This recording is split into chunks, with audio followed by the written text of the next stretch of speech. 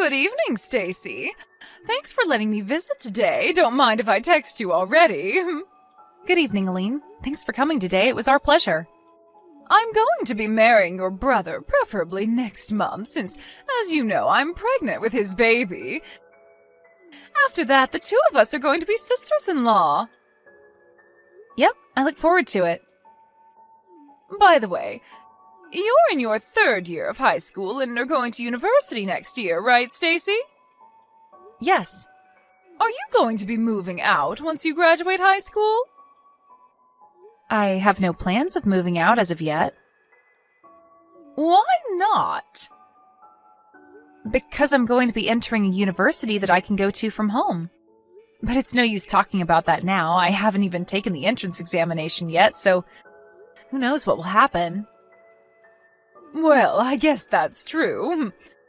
Tell me when it's decided, okay? I'll probably be moving in with you starting next month. Oh, is that so? Well, I hope we can get along with each other when that happens.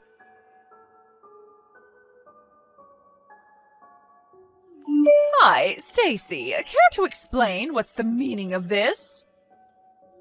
What? My wedding ring was found in your room. I was looking for it these past few days since I thought I lost it, but to think that you stole it? Hold on, I did no such thing. But I found it in your room, under your desk as if you were trying to hide it. I probably would have never found it if I didn't happen to decide to clean your room. I've told your brother and your parents about this. Everyone was furious. It seems that you were going to be staying here and go to university from home, but I told everyone that I'm scared of living with a thief when my baby is about to be born, and they all agreed to make you leave the house. But you didn't even listen to what I had to say. This is too unfair. But there was concrete proof that you had stolen it in the form of my ring hidden in your desk. I did no such thing, I promise you. No matter. Just hurry up and come home. Your high school graduation ceremony should be done by now, so hurry up and pack your stuff because you're going to be leaving. I'm telling you, I didn't do it. Hi, Stacy. I'll be kind and ask, but are you unsure of what to do from now? No. I told my boyfriend what happened, and he believed me when I told him I didn't do anything. I'm going to be living with him in his apartment for now. Oh? Well, look at you. I didn't know that you had a boyfriend. Yes, we've been going out since the 2nd year of high school. I'm extremely grateful since I'm going to have to pay for my living expenses and university tuition on my own from now on. You brought this upon yourself. You went and fooled even your boyfriend. You're so young, but already so devious. I didn't do anything, but don't worry, I have no intention of returning home. Is that so? But let me ask you one question. Why did you hide your ring in my desk? Well, I guess if you don't have any intention of returning, then... You see, I want to have a share in your family's property. Our property? Like I was saying, I wanted your property, so I seduced your brother, Charles, and made him drunk, bringing him into a love hotel. As you can see, my plan of getting pregnant with his child so he had to marry me was a huge success. Your brother is such an idiot. Seriously? And if I chase you out of the family, then my portion of the inheritance after your parents die will be larger, since you'd no longer be there to compete with me. Which is why I came up with the idea of making it seem like you stole my ring. But it's also no use telling your parents about it now. Now that I've had a baby, they can't possibly make me leave anymore as the wife of the eldest son. Not only that, but you're a thief in their minds. Besides, sisters-in-law are such a bother. It makes me laugh no matter how many times I replay it in my mind. Your mother shouting, "Leave the house," and your dad also saying, "Don't come back, thief." Your brother's reaction was splendid as well. I cried to him, saying that you had scolded me, and he got furious at you and said, "You have no right of talking to my wife like that. You're just a child and a thief at that." You're awful, Aline, but I don't need a family that listens to nothing their daughter says either. I'm cutting ties with this family. Oh, I'm glad then. I mean, of course they believed me over you. I'm the one who gave birth to your parents' first grandchild. And as the eldest son's wife, I'm also going to inherit your family's property. No one's going to believe a stupid child saying that she did nothing, even though she has no proof. I wanted to tell you those exact same words myself. What? Once I enter university, I plan on entering the film club. I bought a camera using the money I saved up in high school doing part-time jobs. What? There was one day where I accidentally left the camera recording in my room. You were caught clean on camera hiding your ring in my desk. What? I have no intention of returning home, so I'm not even going to bother showing it to my family, but just remember that I have definitive proof of what you did in my hands. Hold on.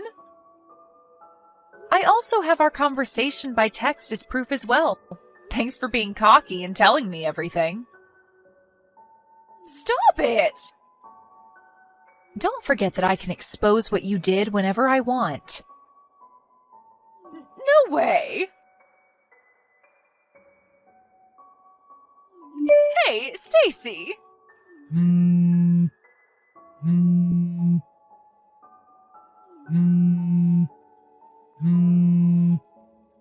Stacy! Just what do you think you're doing? Oh, Aline, long time no see. Stop acting all calm. You know why I contacted you, right? Oh, I guess. You're talking about the movie that's currently in cinemas, The Empty Family and Me, right?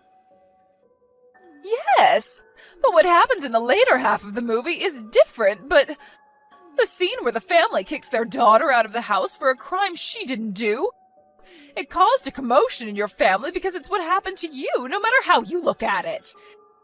And doing some research, we found out that the novel that the movie was based on was written by your husband.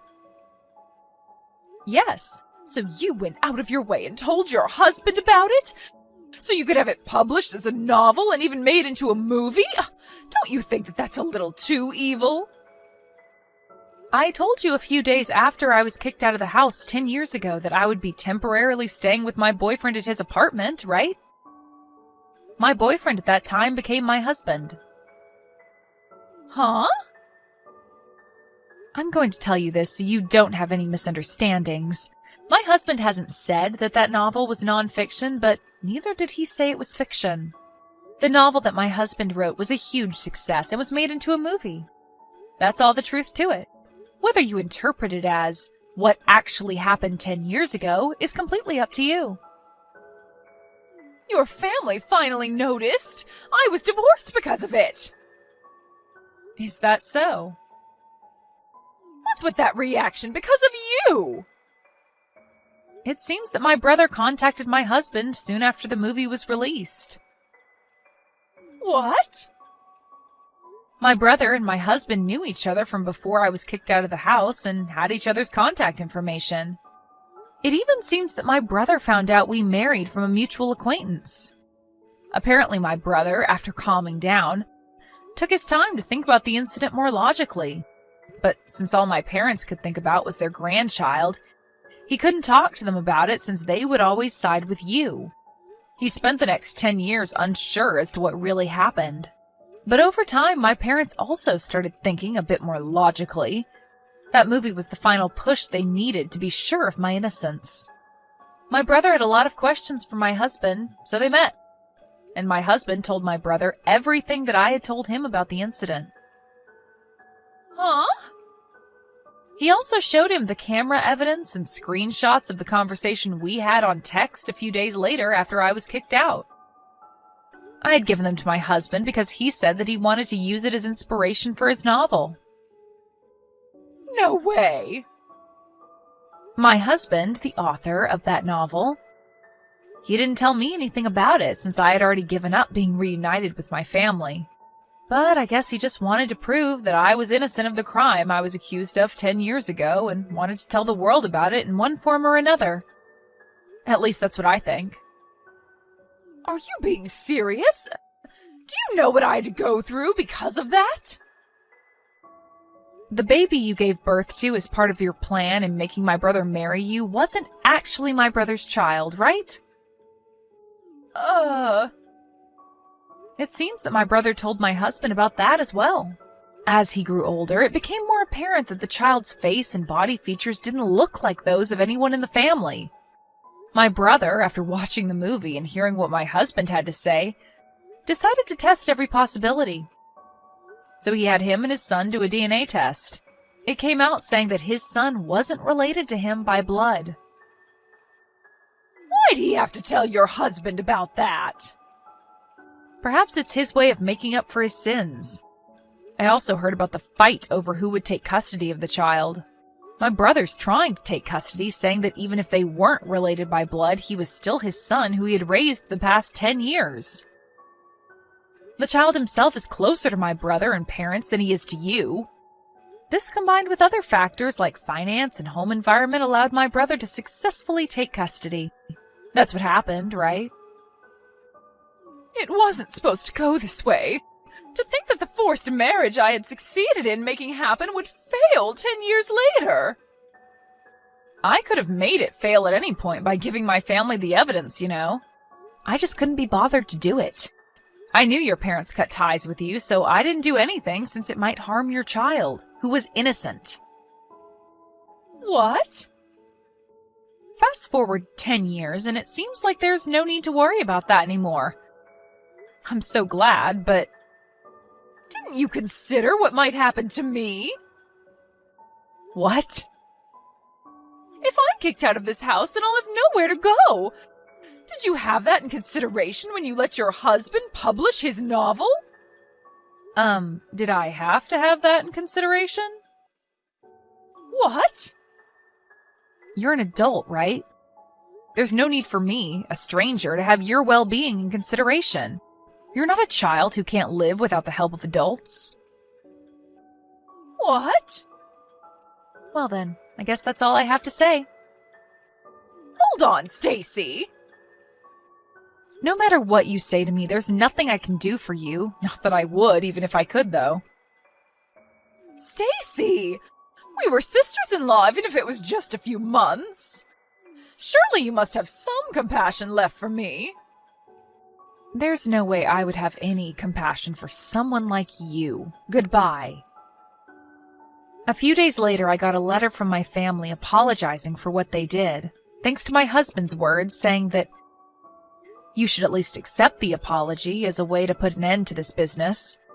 The stubborn feelings I had towards my family lightened just a bit, so I promised to exchange New Year's letters with them, even though I have no intention yet of coming home. My ex-sister-in-law Aline, on the other hand, it seems that thanks to the kindness of my brother, she was excused of having to pay child support in exchange for her division of property following the divorce, and the alimony she had to pay for cheating on my brother was basically nothing.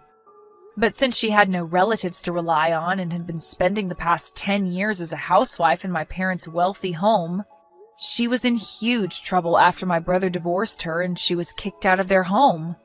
She had to find a job as soon as possible, so apparently she just took on a random job that paid well, but it seemed the work environment she put herself in was quite harsh. Now she's forced to work every day on the verge of having a mental breakdown.